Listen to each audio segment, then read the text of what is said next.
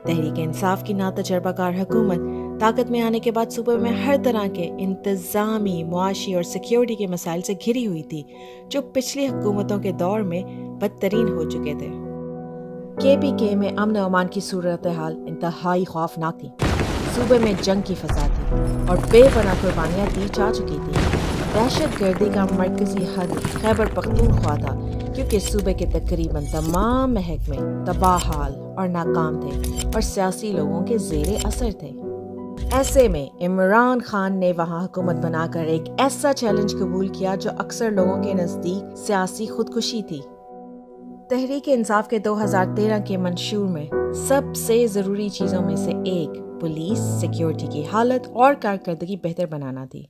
نو منتخب حکومت نے پولیس کے بوسیدہ نظام کو ٹھیک کرنے کے لیے سب سے پہلے ایک غیر جانبدار IG پولیس کو تعینات کیا اور انہیں مکمل اختیارات دیے تاکہ پولیس اپنا کام بغیر کسی رکاوٹ کی کر سکے اور سفارشی کلچر کا خاتمہ کیا جا سکے۔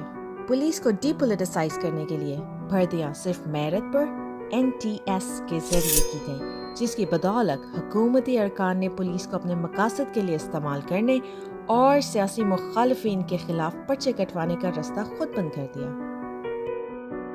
اندرونی احتساب کے ذریعے 6246 پولیس والوں کے خلاف ایکشن لیا گیا۔ پولیس کے لیے نئی ٹریننگ اسکول بنائے گئے تاکہ ادارہ کسی بھی آفت کا بہتر مقابلہ کر سکے۔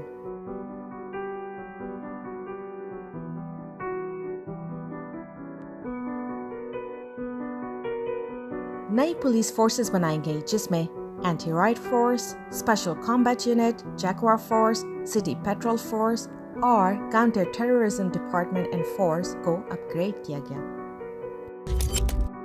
پولیس کو اپ گریڈ کرنے کے لیے ماڈل پولیس اسٹیشن بنائے گئے اور SMS کمپلینٹ سسٹم متعارف کروایا گیا جس کا رسپانس 24 گھنٹے کے اندر آ جاتا ہے۔ آن لائن FIR کی سہولت بھی متعارف کروائی گئی جس کے باعث پولیس اسٹیشن جانے کی ضرورت نہیں۔